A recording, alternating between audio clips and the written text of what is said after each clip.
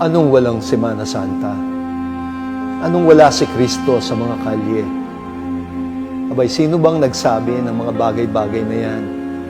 Na sa taong ito daw, hindi lalabas si Kristo. Nakasuot siya ng puti at asul sa mga ospital. Sino bang may sabi na ang Poong Nazareno ay hindi makapagpepenitensya kung lahat sila'y abala sa mga may malubhang sakit? Paano bang hindi lalabas ang Kristong bumagsak sa daan ng krus sa araw ng Miyerkules Santo? Pagmasdan mo siya sa mga doktor na bumagsak na sa pagod at kamatayan. Ang mga mababang loob ng mga Simon na taga-Sirene, umaalalay sila sa bawat hakbang. Mga gwardya, mga nurse, mga driver, ambulansya, mga tagapangasiwa ng ospital, lahat magkakasama, walang pahinga. Gayon din ang pobreng asno, naglakad na lang sa lupa ang inawitan ng osana. Ang mga bayani nating mga driver kahit gabi nagbibiyahe pa rin sa mga kalsada para maghatid ng mga supply na gamot sa mga butika, mga paninda sa mga palengke, at galing pa ito sa mga probinsya. Mga sundalo, mga tanod, mga kapulisan na nagpapatrolya sa mga kalyeng walang tao. Malayo sila sa kanilang sariling mga pamilya upang pangalagaan ang ating mga pamilya. At malayo sa mga syudad, si Jesus ay nakayuko, nag-aararo sa lupa, nasa mga bangka, pumapalaot sa dagat, nasa mga kabukiran, nag-aalaga ng mga hayop. Kaya walang makapagsasabing ang Panginoon ay wala sa mga kalye ngayong darating na Semana Santa. Kapag ang mga simbahan, kahit tahimik, ay may mga pari pa ring nagmimisa araw-araw, walang makapagsasabing ang bilanggong Kristo ay hindi lalabas ngayong taon hanggat mayroong isang tinig na tumatawag sa Panginoong ikinulong. Walang makapagsasabing ang dakilang kapangyarihan ay hindi sasakay sa kanyang andas. Hanggat mayroon pa ring mananampalataya na nag-aalay at nagmamahal, kahit pagod ang kanyang mukha, may sigla pa rin ang mga mata, hindi niya tayo bibiguin. Naroon din si Kristo sa mga tindahan, naglalagay ng mga paninda sa mga estante o kumukubra sa mga kaha. Dumarating din si Jesus sa mga truck ng mga tagakuha ng basura, pumupulot at umaalis nang hindi ninyo napapansin. Kapag nakikita ko ang mga taong naglilibing ng kanilang mga yumao, ramdam ko baga na parang lumalabas din ang imahe ng Lapieta, ng Birhen na nagluluksa. Nakalong-kalong ang bangkay ng anak niyang nasa kanyang kandungan. At kahit na kinatatakot natin na tignan ang pagdaan ng Santo Sepulcro, nariyan pa rin ang kuta niyong nanagumpay sa daigdig. Marahil hindi nga magkakaroon ng mga prosesyon, ng mga imaheng binihisan nitong Semana Santa, ngunit makikita mo, lalabas si Kristo, sasalubong sa iyo at sa 1,000 mga mukha na nakabelo, walang kandila, walang kampana. Kahit na mawala ang mga prosesyon sa Pilipinas ngayong Kwaresma, malalanghap pa rin nila ang insenso ng tapat na pananampalataya ng kanyang bayan. Ang pag-ibig ay lulundag sa mga pader, hinding-hindi maaaring ibilanggo ang puso. Magiging mahal pa rin ang mga araw. Mas mabuti kesa wala. At higit pang mas totoo. Hindi ba?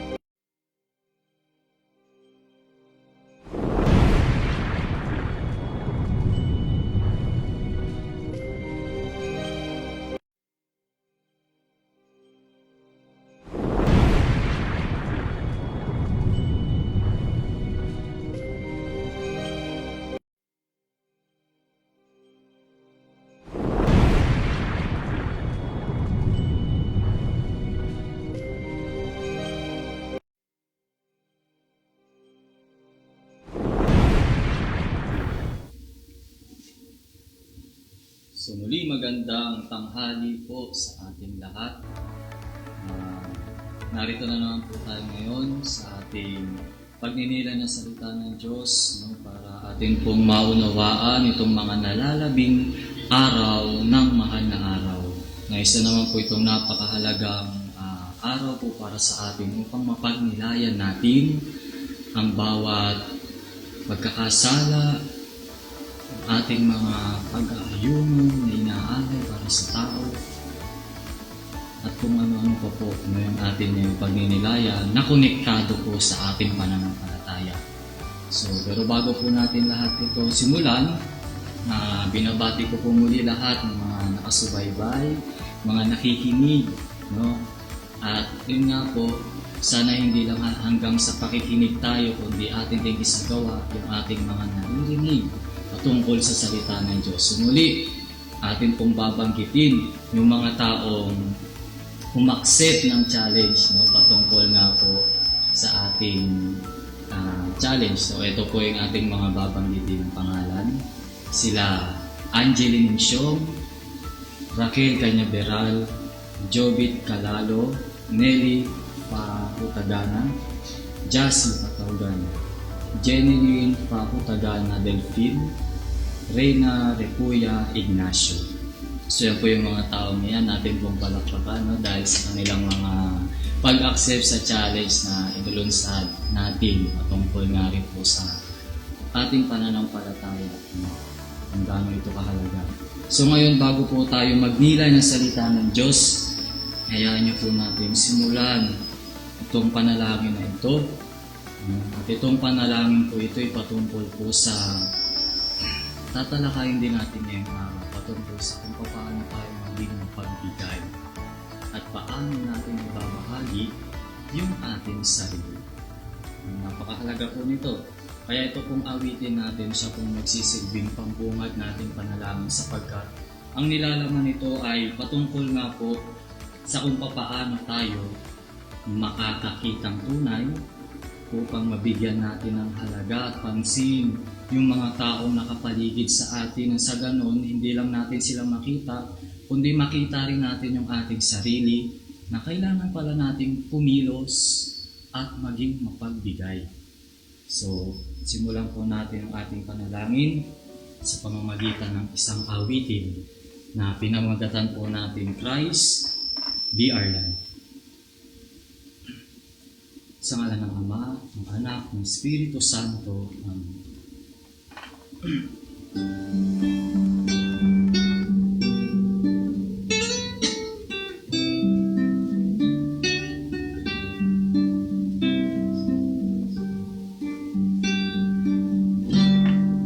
Longing for light, we wait in darkness. Longing for truth, we turn to you. Make us your own with your holy people, light for the world to see. Christ be our light, shine in our hearts, shine through the darkness. Christ be our light, shine in your church, gathered today.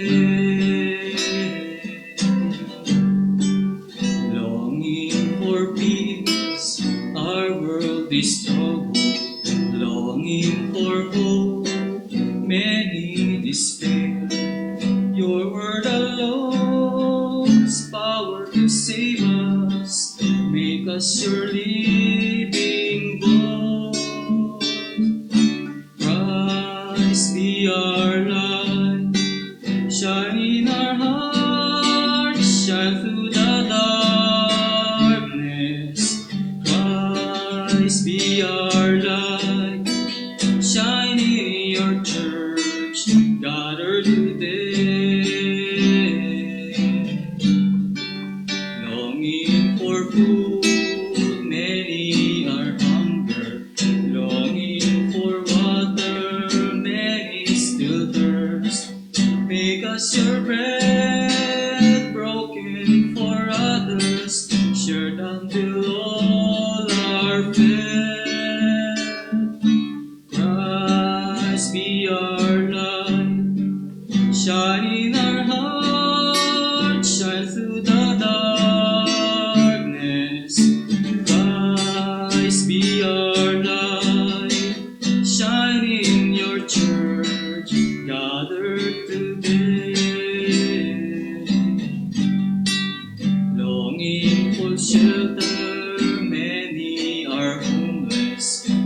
longing for war.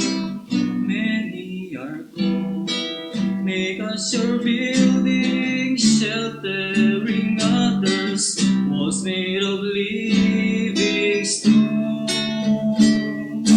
Christ be our light, shine in our hearts, shine through the darkness. Christ be our light, shine in your church, gathered today. Many the gifts, many the people, many the times that years to belong.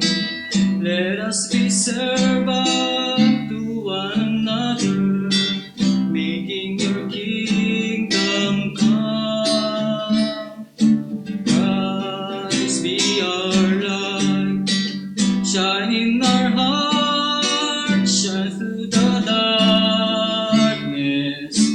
Christ be our light, shine in your church, gathered today.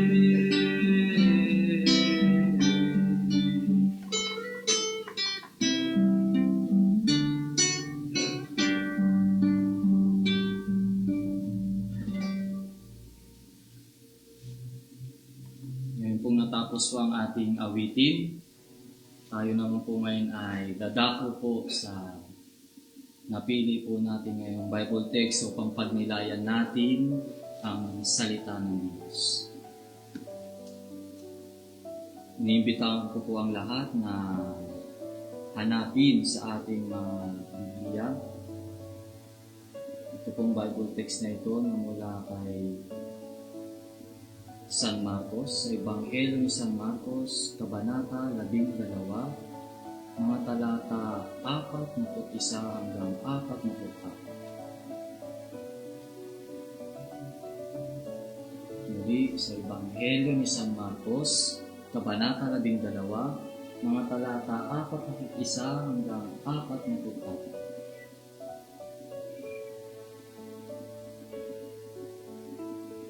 Umupo si Jesus sa tapat ng hulugan ng mga kaloob doon sa templo at pinagmasdan ng mga tao naghuhulog ng salapi. Maraming mayayamang naghulog ng malalaking halaga. Lumapit naman ang isang babaeng balo at naghulog ng 2 kusing na katumbas ng isang pera. Tinawag ni Jesus ang kanyang mga alagad at kanyang sinabi, "Sinasabi ko sa inyo, ang dukhang balong iyon ay naghulog ng higit sa kanilang lahat, sapagkat ang iba'y nagkaloob ng bahagi lamang ng hindi na nila kailangan. Ngunit ibinigay ng balong ito na dukhang-dukha ang buo niyang ikabubuhay."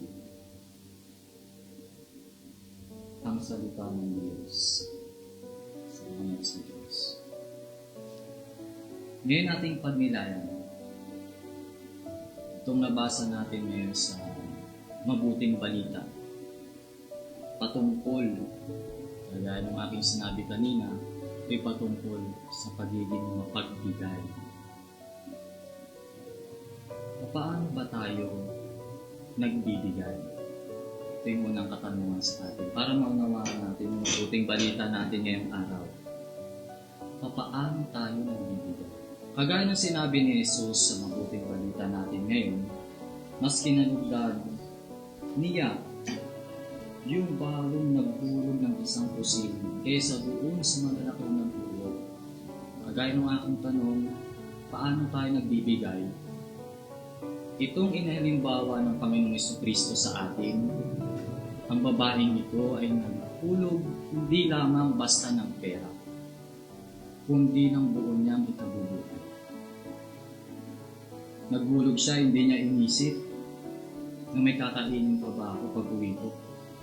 May magagastos pa ba ako bukas? Ang tanong niya lamang inisip ay ito'y may ibibigay niya at yun lang yung meron siya. At ito yung gusto ng Diyos sa atin. Hindi yung laki ng ibinibigay natin, kundi kung papaano natin ito ibinigay. Dahil marami tayong ngayon nakikita, no? Minsan may mga tao nagmamalaki, no? Ultimo yung kanilang pagtulong, may nagpipicture, may nagbibideo, para lang may pagmalaki sa iba. Meron naman mga tao na palihim kung tumulong. Ito yung way na gusto ng Diyos sa atin. Tutulong tayo, hindi dahil meron tayong intensyon, kundi tutulong tayo dahil ito yung gusto natin. Ito yung kalooban ng Diyos. Maging ano man yung maging sagabal sa pagtulong natin, tutulong tayo, magbibigay tayo. Yan yung generosity na sinasabi ng Diyos sa atin ngayon. Hindi yung halimbawa meron ka pang naipong perang kaunti, no? Ay, ito na lang yung bibigay ko siguro kasi walang money. Diba? Hindi. Napakahalaga po na sa bawat pagbibigay po natin, pinag-iisipan natin maigi. Paano ba tayo bibigay? Halimbawa, no, mayroon taong nanghihingi ng bigas. Kung tayo ay magbibigay ng sarado ang palad, kakaunti lang yung mabibigay natin. Dadako tayo sa kaban, kuha tayo ng bigas, puti natin sarado ang palad, bubuhos natin doon sa may nanghihingi, kakaunti lang. Ngunit kung bukas tayo, palad tayo magbibigay, napakarami nating madadako at mabibigay sa iba. Kung ang Diyos ay bukas lagi ang palad para sa atin, ganun din tayo. Ganun yung way na gusto ng Diyos na magbigay tayo. Kalawa, dapat hindi natin binibilang yung ating mga pagtulong o yung pagbibigay loob. Yung bagkos, yun ay pinagninilayan natin, yung bawat gawa natin. Kung ako ba talaga yung nakatulong, ibinigay ko ba talaga yung aking sarili para maglingkod sa iba? Hindi yung binibilang natin, pagkatapos natin ibilangin, tsaka natin ipagmamalaki sa tao. Kaya nga sabi ni Jesus, ano pang gantimpala yung makukuha natin sa langit kung nakuha na natin dito sa lupa? Kasi pinagmalaki na natin yung mga ginawa nating mabuti, makatanggap na tayo ng mga pagpupuri sa tao. At yun na yung reward na hinihintay natin. Kaso wala na tayo matatanggap sa langit. Dahil pinagmamalaki natin dito sa lupa yung mga ginagawa natin. Ang tunay na paglilingkod, pagiging mapagbigay sa tao, yung palihim kong kumilos at wala nang ibang palusot. Kaya nga diba tayong Pilipino nagkasabihan na kung ayaw may dahilan, kung gusto laging may paraan. Ang pagtulong natin, humanap lagi tayo ng paraan. Kung ayaw mo, meron niyang dahilan. Yun yung lagi natin iisipin. Dahilan na siguro kung maglilingkod tayo at magiging mapagbigay, siguro may iniisip pa tayo, siguro paano na ito? Paano na to kung ginawa ko ito? Anong mangyayari bukas pag ginawa ko ito? Kaya ngayon binasa natin yung sa mabuting balita at ibinigay na ehemplo ng Diyos sa atin, hindi na iniisip ng babae kung ano yung mangyayari sa kanya. Basta hinulog niya na yung kanyang ikabubuhay, yun na. Ang ibig sabihin nito, Diyos na ang bahala. Kaya pag sa paglilingkod natin, hayaan natin na ang Diyos na ang bahala sa bawat paglilingkod na ginagawa natin. Panghuli, sabi nga, dapat tayo ay willing o willingness. Ito ay napaka-importante sa paglilingkod. Anong willing ang sinasabi dito? Dapat tayo ay willing na magpatawad. Willing na mapagmahal. At willing na iiwan ang lahat alang-alang sa paglilingkod natin sa ating kapwa. Ito yung hangad ng Diyos sa atin. Huwag tayong magdamot. Tignan natin na lamang ang mga ehemplo na ibinibigay sa atin yung mga frontliners. Meron silang pamilya, iniwan nila yung kanilang pamilya para lamang maglingkod sa ating bayan. Sa madaling salita, pinaglilingkuran din nila yung bawat pamilya dito sa Pilipinas. Paano ko nasabi? Iniwan nila yung kanilang pamilya, mahalaga sa buhay, para paglingkuran yung mga tao para hindi na lumaganap ang sakit. Ganyan din ang ginagawa ng ating mga kasundaluhan. Pinipigilan nila yung bawat lumalabas, alang-alang para hindi na pumalat yung virus. Sila'y sama-sama naglilingkod. Sama-sama sila nagdarasal. At maging ehemplo rin ito sa atin. Ngayong nasa bahay lang tayo, ano bang hamon sa atin? Paano tayo makakapaglingkod din nasa bahay lang tayo? Magdasal. Napakadami nating oras ngayon sa pagdarasal. Kung dati-rati nagre-reklamo tayo kasi busy tayo sa trabaho, ito na yung pagkakataon. Magdasal, hindi lamang ikaw, ang hamon ko ay magdasal, buong pamilya. Napakahalaga yan. Kaya ang imbitasyon ko, kung tayo ay tutulong sa iba, para na rin natin tinutulungan yung ating sarili. Bakit? Kasi yung paglilingkod na ito, kung ang paglilingkod na ginagawa natin ay laging may kapalit na kasiyahan tayong nararanasan, ibig sabihin, natutulungan natin yung ating sarili. Kaya nga, kung natututo tayong tinutulungan natin ang ating sarili, ibig sabihin, natututo rin tayong tulungan ng iba. Yun yung pagkakataon. Kaya nga, ang pagtugon sa tawag ng Diyos ay pagiging mapagbigay. At dahil sa tumugon ka sa pagtawag ng Diyos at ikay naging mapagbigay, hindi lang ikaw ang nakakatanggap ng blessing, kundi lahat ng taong nakapalibot sa iyo at yung mga taong umaasa na sila ipagdasal. Kaya nga po, ito'y napakagandang ehemplo sa atin ngayon ng mabuting balitang ito, na kung tayo may magbibigay, huwag tayo maging kuripot. Ultimo yung ating mga gobyerno, yung ating mga mayor, nangangatok na, nanunulisit, at yung mga sahod nila ay nilalaan para sa iba. Ano yung may aampag natin? Marahil hindi material, pero panalangin. Itong pagkakataon na ito, huwag natin sayangin, sapagkat ito yung pagkakataon na tayo ay dapat magdasal ng magdasal. Kaya nga sabi, ito yung unang paglilingkod na magagawa natin simulang pagising, pagdasal ng iba. Kaya nga po ito'y panyaya sa atin na maging bukas lagi yung ating puso sa paglilingkod, na huwag tayong maging maramot, huwag tayong maging kuripot. Ipakita natin yung ating pagtulong, marahil di tayo mayaman, upang tumulong ng mga material na bagay, tayo ay magdasal. Sulitin natin ang mga nalalabing araw nitong Lenten season, itong mahal na araw, na tayo ay laging manalangin, mag-ayuno, at yun na matutong magkawang gawa sa ating kapwa. Ito yung imbitasyon sa atin. Kaya po, sa pagtatapos na ito, ako'y mag-aalay sa inyo ng panalangin. Ito'y panalangin po natin para sa lahat. Sama na rin po natin lahat ng taong pensyon, lalo tigit yung ating mga frontliners, mga government leaders, mga armed forces. Ito po. Kaya po, dasalin po natin ang oraso ng banal.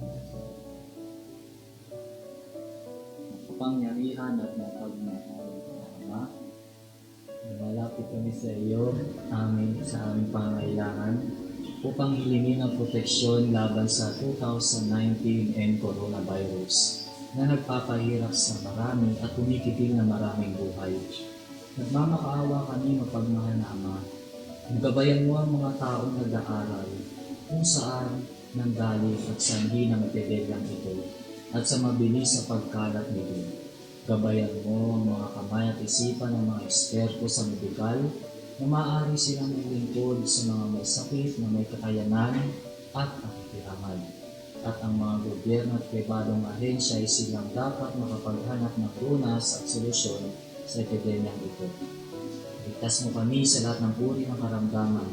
Pagalingin mo ang mga may sakit at buhayin mo sa amin ang pagkakawang gawa upang kalinain namin ang bawat isa. Tuwing namin sa pamamagitan ng Jesucristong anak mo na nabubuhay at nag-ahari kasama mo ng Espiritu Santo, iisang Diyos magpasawalang hanggan. Amen. Mahal na Birhen, mapagmagaling sa mga may sakit, panalangin mo kami. San Rafael at Angel, panalangin mo kami. San Roque, panalangin mo kami. San Lorenzo Ruiz, panalangin mo kami. San Pedro Calungsod, panalangin mo kami. Sa ngalan ng Ama, ng Anak, ng Espiritu Santo. Amen. Sumuli ako po ay nagpapasalamat at ang aming komunidad sa mga taong sumubaybay sa ating pagninilay ng salita ng Diyos sa ating mga kalingkod. So bago po lahat matapos ito, meron po ulit tayong challenge na sa panibagong araw na ito at sa para po bukas. Ang ating pong challenge ay selfie photo o video mo ng pagbibigay. Yan. Pansin nyo chocolate naman sa picture. Pero yan po ay example na kung paano ang bawat kamay ay nag-aabutan marahil meron tayo mga social distancing. Ang ating gobyerno ay naglawas nito. Ngayon, paano natin naman ito ngayon may sasagawa? Paano tayo magbibigay sa isang tao at papaliwanag nang hindi nahahawakan yung kanilang kamay? So, invitation ito sa atin. At sana wag natin ito baliwalayin sapagkat isa ito sa mga pinupunto ng Kwaresma ngayong araw kung paano tayo maging generous. So, muli, maraming salamat sa inyo lahat at magandang hapon po. Magandang araw mga kalingkod. Ako si Trodes, Sirs ng Upper Bigutan. Gusto ko lang mag-share ng kaunti itong mga karanasan ko. Ngayong araw na to, Holy Wednesday. Before ko yan simulan, may napili akong isang Bible text na gusto kong bigyan diin. Ito ay ang sulat ni San Pablo sa mga taga-Epeso, Kabanata 4, talata 1 hanggang 3. Ang pagkakaisa sa Espiritu Santo. Kaya't ako na isang bilanggo dahil sa Panginoon ay nakikiusap sa inyo na mamuhay kayo na gaya ng nararapat sa mga tinatawag ng Diyos. Kayo'y maging mapagpakumbaba, mahinahon at matayaga. Magparaya kayo dahil sa inyong pagmamahal sa isa't isa. Sikapin ninyong manatili ang pagkakaisa mula sa Espiritu sa pamamagitan ng kapayapaang nagbubuklod sa inyo. Ang salita ng Diyos. Ito yung napili ko dahil nalaala ko nung time na nagbuo ng isang grupo, isang Bible group sa creek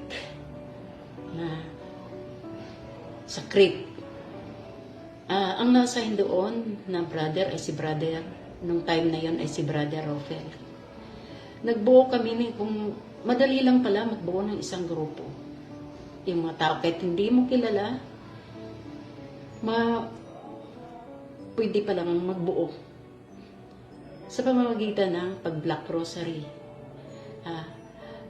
Mga 2 araw mag-Black Rosary, marami nang naiipon dahil sa isang mystery, isang pamilya, 5, hindi nagiging 5. Pag 2 araw, mga 10 na, hindi lang 10 lang, may mga kasama pa sila sa bahay. Kaya yung time na yan, nakabuo na ng dapat buksan yung grupo sa creek. Kinausap na ni brother na pagkabukas, ni-schedule ko ng oras at ang bahay. Pagkabukas, yung oras na yun, mga 2 o'clock. Si brother ay nauna na. At pinuntahan na niya yung mga bahay na kinakausap para simulan na yung Bible study. Sa pagdating ko, nakita ko, wala si brother na wala siyang kasama. Walang isang siyang nakasama. Naawa ako sa kanya. Nakita ko, grabe itong mga tao. Kausap na, hindi pa dumarating. Hindi pa tinupad yung tugon nila. Kaya ang nangyari, ako'y pumunta sa mga bahay-bahay na aming pinag-block rosaryan para yayain sila. Pero lahat ng pinuntahan ko nga, wala. Nakapinid yung pinto, kinakatok ko, walang lumalabas. Bata lang, pag tinatanong ko yung bata, hindi sumasagot. Kaya alam kong nandoon sila sa mga loob. Kaya, yun, bumalik na ako dun sa walang ilan lang yung nandiyan dyan. Nakita ko, sabi ko, napakahirap pala ng mga ginagawa ng mga brother. Napakahirap. Nakita ko yung mukha ni Brother Robin, tiningnan ko. Dapat sa tingin ko yung na-disappoint na yun. Pero hindi. Anong nangyari? Nakita ko masaya siya. At nagkakanta pa. Sabi ko, nakita ko yung pagpakumbaba. Katsaka, pag mahinahon at matyaga. Kaya dahil doon sa pagtsatsaga at mahinahon, nabuo rin yung grupo, yung Bible study sa Crete, na hindi naman lahat ay nakapunta. Minsan pumunta yung iba, minsan hindi. Kaya kailangan, para sa akin, kailangan ko yung makikita yung Panginoon sa buhay ko. Na taglit-taglit yung pagpapakumbaba, mahinahon at matyaga. Ito naman ang gusto kong i-share. Ngayon ay Holy Wednesday. Nangyayari ito sa akin. Mga 4 na taon na ang nakaraan. Pang-4 ngayon na taon. Naranasan ko yung saya na walang hanggan. Parang nasa kalwalatian. Ito ay every Wednesday, mayroong 3 o'clock may iikot yung mga santo at santa sa buong pamayanan ng Upper Bikutan. At kasama ako dyan. Hindi pa nakalayo, dyan pa lang sa may barangay. Naramdaman ko ako'y nahihilo. Nakita ko yung nahihilo ako, sabi ko dun sa nauna sa akin, pero nahihilo ako, nakahawak ko sa kanyang baywang. At siya naman ay nakahawak din sa isang kasunod sa kanyang baywang, kaya 3 kaming natumba. At ako ang nasa ilalim. Pero hindi nawala yung isip ko. Nandiyan dyan yung isip ko. Naramdaman ko, humiwala lang yung kaluluwa ko sa katawan ko. Naramdaman ko na nandun ako sa kalawakan. Naranasan ko kung ano yung kasayahan, ang gaang. Parang nasa kalulatian ka. Sabi ko, wow, ang sarap pala dito. Ayaw ko nang bumalik. Gusto ko na dito. Dahil napakasaya na walang mapaglagyan yung kasayahan. Kaya ang nangyari, tiningnan ko yung katawan ko. Sabi ko, wala palang silbi yung katawan ko na pinagtulong-tulungan nila na babalik yung ulirat ko. Nakikita ko yung mga kasisters ko. May naghila ng buhok, may naghila ng tainga, may naglagay ng mga big sa ilong ko. At saka, sabi ko, ayaw ko nang bumalik. Gusto ko na rito. Sabi ko, ayaw ko na dyan. Wala palang silbi yung katawan. Babalik din yan sa Kaya para sa akin, mas mahalaga yung sa kabila. Maya-maya, ilang minuto naramdaman kong nakabalik ako sa katawan ko. Pagkatapos, ang una kong hinanap ay yung salamin ko. Sabi ko, yung salamin ko, yung salamin hinanap ko yun, hinahanap ko sa mga paanan ng mga tao. Nung nakita ko na yung salamin ko, sabi ko, yung kandila ko. Tapos, nakuha ko rin yung nung nakuha ko rin yung dalawa, dumating na yung barangay para ako idalhin sa doktor. Sabi ko, hindi, uwi lang ako sa bahay, hatid niyo ako sa bahay dahil ayaw ko sa hospital. Tapos sinatid nila ako sa bahay. Dating ko sa bahay, ayun, sabi ng anak ko, gusto mo bang dalhin ka sa doktor? Sabi ko, hindi, pahinga lang to. Sabi ko, matutulog lang ako at magpahinga. Kaya nung pagka-umaga pagising ko, naging normal. press na press sa akin yung nangyayari. Hanggang ngayon, press ko pa sa akin yung nangyayari sa sarili ko. Kaya kahit anong mga gawain sa parokya, kasi mayroon din akong ibang mga ministry na nasalihan, hindi pwedeng hindi ko gawin. At kung mayroon man akong kausap, hindi pwedeng hindi ko pupuntahan dahil kausap ko. Yun. Gusto kong sumunod kung ano yung ano. Ayaw kong bigyan ang gusto kong bigyan halaga yung sa kabila, hindi sa dito sa mundo. Dumating yung anak ko galing sa Canada noong December. Ngayon, maraming conflict dahil siyempre matagal kayo hindi nakita. Marami siyang mga schedules na dapat ako'y kasama. Pero lahat ng schedules niya na mahalaga, gaya ng lahat ng pamilya pumunta doon sa overnight sa Batangas, nung pumunta ng Boracay, pumunta ng Bacolod, lahat yun hindi ko sinasamahan dahil alam ko may commitment ako sa Panginoon. Alam kong kahit nasa bahay, ako lang mag-isa ang naiiwan. Sabi nila, ikaw lang mag-isa, okay lang kasi alam, marami akong gagawin. Hindi ko gampanan yung mga pinagpangakuan ko. Kaya yun, nung pagbalik dito sa Canada, ako isinama. Sabi nila, magpahinga ka. Sabi ko, malungpo ako pag wala akong ginagawa. Gusto kong gumawa. Gusto ko yung mga gawain ko, hinahanap-hanap ko. Dito naman ay meron din namang tuwing Sabado at Linggo ay nag-ipon-ipon din naman yung mga Pilipino. At may mga Pilipino rin na nagpapadasal sa mga anibersaryo ng kanilang mga kaluluwa ng kanilang mga mahal. Kaya yun, nagdadasal ako minsan. Minsan, sama-sama rin na nag-request na magro-rosary kami. Ayun, nandoon din ako yung mag-lead sa kanila. Ngayon, nagkaroon ng lockdown. Nasa bahay lang. Lahat ay nandito, buong pamilya. Kaya ang ginawa ko, sinimulan ko yung pagkatikas. Simulan ko yung Biblia sa simula.